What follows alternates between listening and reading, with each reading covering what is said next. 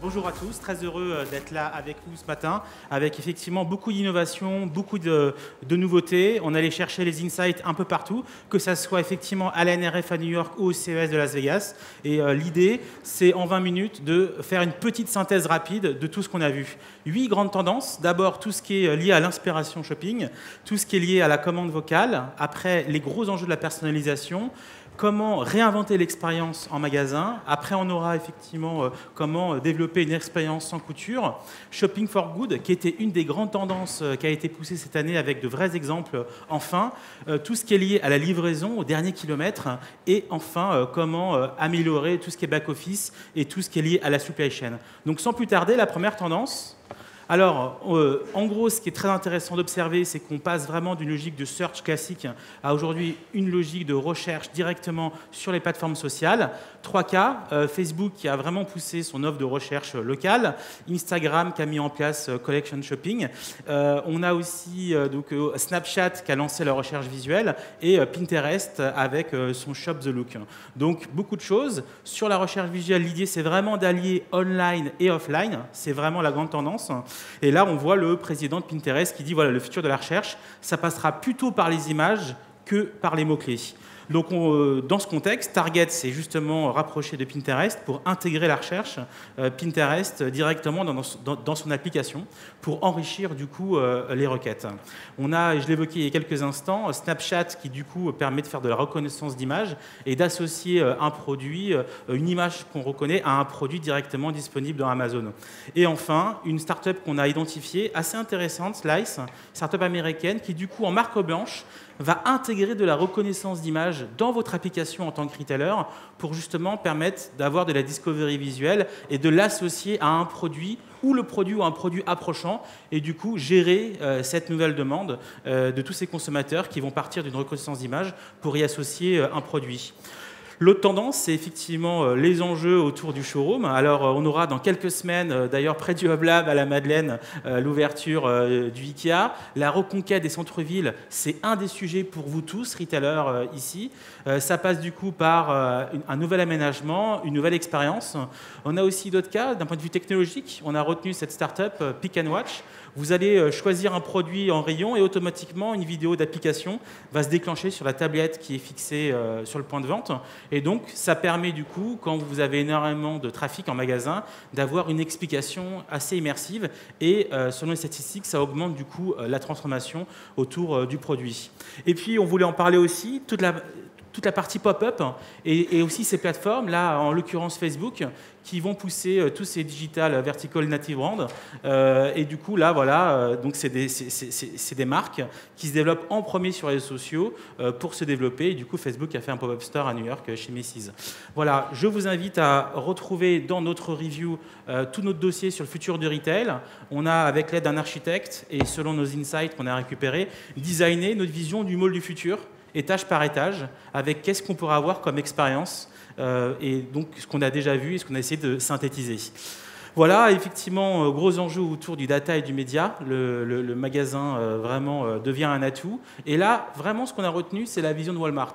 Walmart, en gros, qu'est-ce qu'il dit? Et c'est assez original. Il dit, en gros, si on associe le trafic de mes sites e-commerce et mon trafic en magasin, bah, en fait, je suis devant Google, Facebook, Amazon. Vous voyez, donc c'est une vidéo qui est assez intéressante, qui a été poussée cette année et qui amène, si vous voulez, vraiment une vision assez enrichie et puis qui encapsule les deux trafics. Donc ça, c'est vraiment à suivre, à mon avis, pour vous. Là encore, on a retenu une start-up allemande, SO1, qui du coup va elle aussi s'intégrer sur les applications de retailer et va pousser des coupons personnalisés grâce à l'AI, en fonction de votre profil, et va pousser les bons coupons, en gros, par rapport aux produits que vous achetez ou aux thématiques de produits, en gros, qui pourraient fonctionner.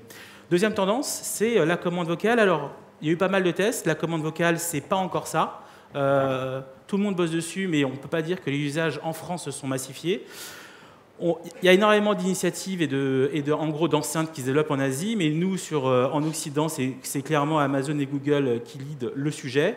On le voit ici, dans les recherches aux États-Unis, 37% des gens ont fait des recherches d'objets, 25% ont ajouté un panier et 15% ont déjà acheté. En France, le taux d'achat est très faible puisque L'ajout panier est possible, mais le paiement est encore marginal. Et on voit que ça représente quand même une énorme perspective de business, 40 milliards de dollars d'ici 2022. Vous le voyez ici, les retailers qui ont déjà mis en place des tests ou des ajouts produits, et pour certains qui arrivent justement à cette logique de paiement, l'enjeu c'est à qui appartient la data, bien évidemment. Donc là, il y a de vraies discussions. Mais demain, et c'est là où je voulais vous sensibiliser ce matin par rapport à ce qu'on a vu à la fois au CES et à la NRF, c'est que la voix elle va être partout. La voix, elle va être directement dans vos écouteurs, elle va être dans la voiture, elle va être chez vous. Là, je ne l'ai pas mis, mais on a un slide avec Legrand qui développe des interrupteurs qui peuvent intégrer Alexa. Et du coup, chez vous, vous n'avez pas à refaire toute votre maison, vous enlevez les interrupteurs existants, vous mettez les nouveaux et vous pouvez commander des actions. Et on le voit aussi dans la veille qu'on fait, il y a énormément d'écrans qui sortent. Et donc, ça va poser de vrais sujets, des sujets de contenu. Je pense ici à Whirlpool qui a racheté Yummly, qui est une plateforme de recettes de cuisine avec beaucoup de vidéos. Donc vous serez dans la cuisine et vous chercherez un contenu, une recette, et le contenu s'affichera. Du coup, ça pose la question pour vous de comment vous allez gérer. Donc là, ici, j'ai le Google Home Hub qui va sortir prochainement, j'imagine, en Europe. Donc je vais faire un ajout produit. OK Google, can you add Diet Coke to my shopping list? Voilà, donc là, en fait, il a ajouté juste la mention Diet Coke, mais comme vous voyez, à date, il n'y a aucune information métadata sur le produit, le volume, le prix, et potentiellement le retailer où je peux l'acheter. Ça, c'est un de vos enjeux pour 2019, c'est-à-dire votre capacité à dire « Oui, j'ai réussi à intégrer la notion de voix, mais aujourd'hui, quelles données je vais distribuer, je vais associer à cette voix pour pouvoir avoir de l'information pour le consommateur sur le produit, pour bien vérifier que c'est ce qu'il veut, et en même temps, pouvoir être dans la recherche pour pouvoir finaliser l'acte d'achat. » La troisième tendance, c'est la personnalisation, bien évidemment. Et ça commence par la collecte de la donnée. La collecte de la donnée, c'est intéressant de voir que le vice-président de Guest dit aux États-Unis, nous, on utilise la donnée temps réel. Donc, c'est plus de la science-fiction. On est vraiment dans la logique d'optimisation permanente. Pour que lui dise ça, c'est que vraiment, il y a une prise de conscience qu'on est dans l'optimisation temps réel. Alors, on a retenu quelques startups, donc Cooler Screen. Alors, ce n'est pas forcément RGPD, mais en gros, c'est des écrans tactiles. Vous allez pouvoir faire de l'ajout produit et choisir plus ou moins ce que vous souhaitez. Il y a une caméra qui vous reconnaît. Et du coup, la fois suivante où vous passez devant ces écrans qui permettent de faire de l'achat visuel, eh ben, vous allez avoir des produits spécialement pour vous.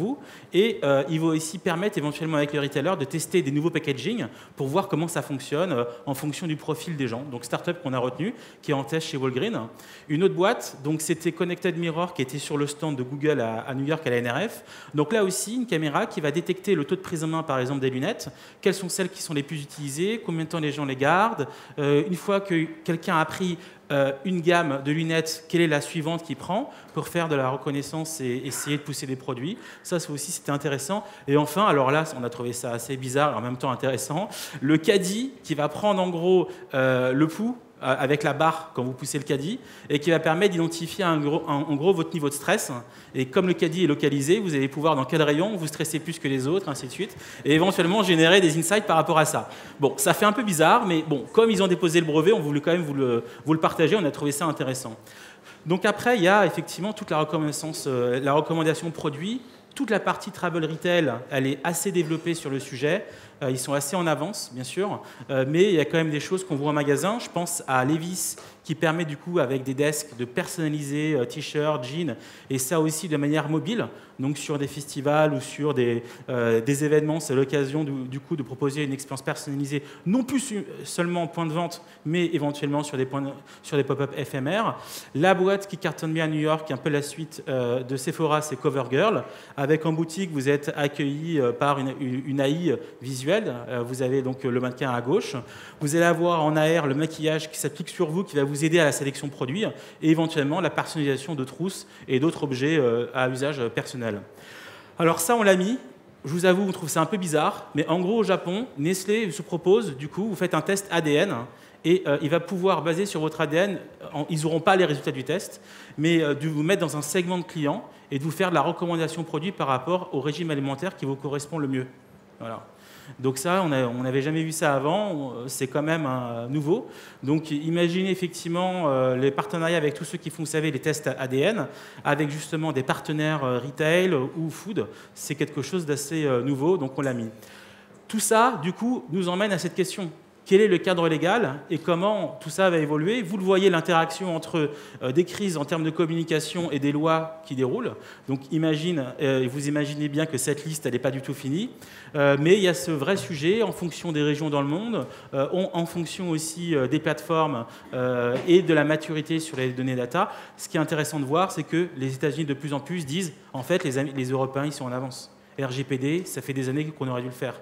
Donc ça, c'est quand même intéressant de voir qu'on critique souvent l'Europe, mais au final, sur la défense du consommateur, il y a quand même des choses intéressantes qui se passent. Quatrième tendance, c'est l'expérience réinventée. Le nouveau rôle du point de vente. Le point de vente, en gros, clairement, en parallèle, et évidemment en ajout du site e-commerce, c'est 79% d'augmentation de fréquentation du magasin physique, c'est une augmentation de CA, c'est une clientèle qui est beaucoup mieux informée, et c'est évidemment tout l'inventaire. Donc c'est tout l'élargissement de la zone de chalandise et la capacité d'avoir des gens qui viennent d'encore plus loin. À New York, ce qu'on a retenu qui était vraiment intéressant, c'est Glossier, où là vous êtes vraiment dans un cocon d'expérience, une sorte de club où vous allez pouvoir tester plein de produits et compagnie. N'hésitez pas à visiter la boutique. Et on en parlera cet après-midi. Emmanuel Vivier, mon associé, interviendra sur le New Retail. Donc cette vision amenée par Jacques Ma sur en gros l'expérience en magasin. Voilà, et puis il y avait des concepts innovants et ludiques. Donc ça, c'est effectivement une galerie d'art qui vend des chaussures assez haut de gamme plastiques. Donc là, on est vraiment dans des expériences assez immersives. Et puis, on va avoir, alors ça, c'était le gros buzz, American Girl. Donc une marque de poupée dingue avec plus de, je ne sais pas combien de mètres carrés. Et vous allez avoir un coiffeur qui va coiffer la fille et la poupée en même temps. Et donc, vous allez avoir une association entre la coiffure des deux et éventuellement, ils vendent la robe qui correspond à la robe de la poupée. Voilà. Donc, c'est le nouveau grand blockbuster qui est en train de cartonner aux US et qui va forcément à un moment arriver chez nous. Mais je vous encourage à creuser ce sujet, c'est assez intéressant. Les Canadiens de Lululemon qui proposent une boutique dans laquelle elle va se transformer en espace de yoga en fonction des heures de la journée. Et puis des expériences hybrides en magasin. Les robots, ils développent, ils arrivent en France et il y a pas mal d'entreprises qui les testent. Vous avez la cabine connectée qu'on suit de près depuis assez longtemps, mais qui finalement perce pas énormément, mais qui est assez intéressante. Vous avez les Français, CareOS, qu'on connaît, qu'on suit au CES tous les ans, qui proposent un miroir connecté dans la salle de bain, qui propose maintenant une vision pour le retail en association avec Ola pour les centres de coiffure. Donc vous arrivez au salon et vous avez un lookbook qui apparaît et en AR, ça va changer la couleur des cheveux et vous allez pouvoir choisir quelle couleur vous voulez grâce à l'AR et après les shampoings Ola avec qui sont partenaires vont être sélectionnés. Alors la réalité augmentée, on en parle beaucoup. Ce qui est intéressant de voir, c'est que le CMO de L'Oréal dit on va essayer de commencer à intégrer la réalité augmentée dans tous nos business models et du coup je me suis sacrifié, vous pouvez le voir, chez l'Occitane. J'avais à la fois le massage des mains avec une super crème à la lavande, j'avais le casque en VR avec un vol en ballon, le soleil se lève au-dessus d'un champ de lavande en Provence. Voilà, tout ça au milieu de New York, sur la 5e avenue, c'était assez marrant. Voilà, bon, je vous passe un peu le massage des mains. Ok. La cinquième tendance, c'est tout ce qui est lié vraiment à l'expérience en couture. Voilà. Et là, on est vraiment rentré dedans avec le mobile qui devient la clé. Et ce qui est très intéressant, et ce que j'aimerais que vous puissiez retenir aussi ce matin, c'est qu'il y a eu beaucoup d'investissements high-tech et IT, on va dire, dans le magasin. Et progressivement, ça va tellement vite en termes d'innovation que beaucoup de retailers préfèrent mettre l'innovation directement dans la poche du consommateur via des applications très puissantes, très bien faites, qui vont lui proposer une expérience enrichie. Donc ici, à la nouvelle Innovation House de Nike, vous allez avoir une pick-up area et grâce à l'application, vous allez pouvoir choisir en gros la taille que vous voulez, elle est livrée directement dans les pick-up box. Expérience numéro 1 grâce à l'application Nike en l'occurrence. Expérience numéro 2, vous allez pouvoir depuis l'application prendre rendez-vous avec un expert fashion qui va vous accompagner dans la sélection de produits design ou qui va carrément avec des stylistes concevoir sur mesure votre tenue. Tendance, expérience numéro 3, la capacité de scanner comme ça avec un QR code un produit et vous l'aurez directement dans une cabine d'essayage. Et enfin, expérience numéro 4, comme dans certains Apple Store ou dans toutes les autres boutiques, la capacité avec un QR code de payer, de partir directement sans passer par la caisse. Donc vous voyez, un gros investissement sur les applications mobiles qui donne vraiment des super pouvoirs aux clients qui rentrent dans la boutique. Et du coup, si vous voulez essayer des expériences en France, n'hésitez pas à visiter le 4 Casino qui s'est inauguré pas loin de nos bureaux, rond-point des Champs-Élysées, avec du coup de l'ajout au panier, la capacité là aussi de faire un check-out et de partir de la boutique. On l'avait vu déjà chez Monoprix, et là c'est intéressant de voir que d'autres applications émergent et permettent une expérience. Le paiement, c'est évidemment en gros un des gros points de friction sur lequel beaucoup de gens travaillent.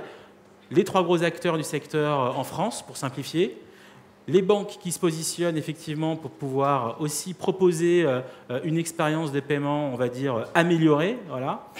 Et en fusionnant un peu toutes nos expériences différentes, le message que je voulais vous faire passer aujourd'hui, c'est l'importance de la biométrie. Le fait qu'il y a une vraie généralisation de la biométrie, qu'aujourd'hui, on connaissait la reconnaissance faciale, la reconnaissance d'empreinte et la reconnaissance vocale, mais les 2 nouveautés, c'est clairement le battement du cœur et les veines.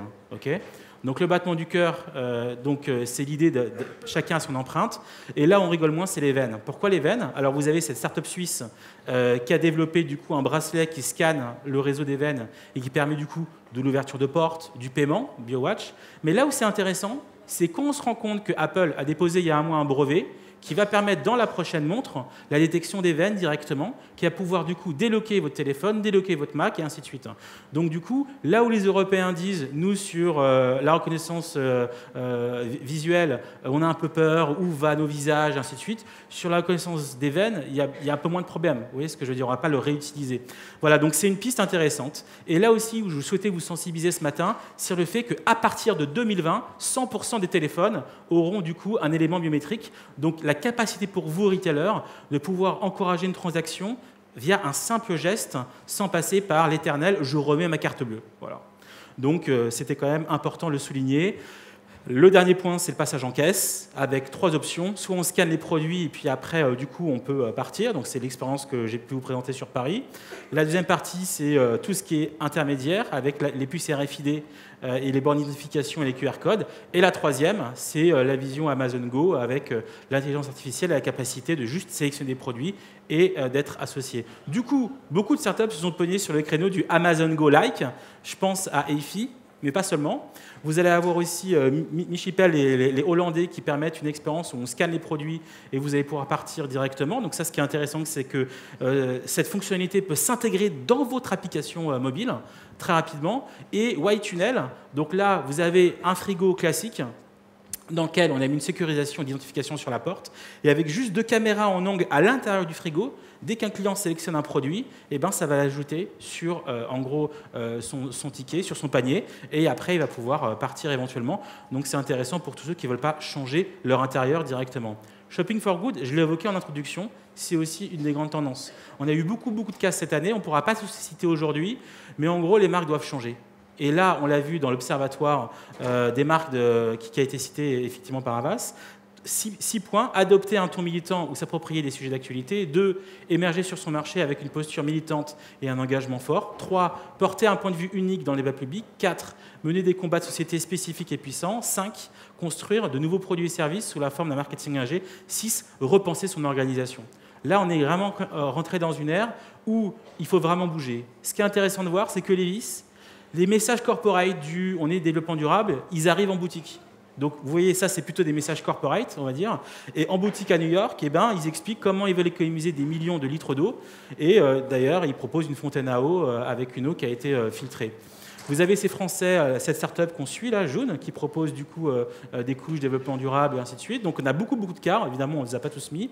Et les clients, ça, je pense que vous en avez conscience, ils réclament la transparence. On est quand même dans un pays où il y a 7 millions aujourd'hui de Français qui utilisent Yuka. C'est quand même énorme. Alors, Yuka n'est pas la seule application qui permet d'identifier la transparence. Vous avez beaucoup de retailers aujourd'hui ou d'associations de consommateurs qui se positionnent ou de syndicats de grandes conso. On ne va pas toutes les mettre aujourd'hui, mais c'est quand même intéressant de voir qu'il y a pas mal de gens qui se positionnent. Et puis, ça, c'est nouveau, c'est les Français qu'on avait au CES qui proposent d'être le Yuka de la beauté. Et là, il y a beaucoup de surprises pour pas mal d'acteurs de la beauté qui n'étaient pas forcément prêts à avoir ce type d'analyse sur leurs produits. Voilà, en France, Carrefour s'est positionné aussi sur des sujets de traçabilité. Ça aussi, c'est un des grands sujets qui émergent avec la blockchain.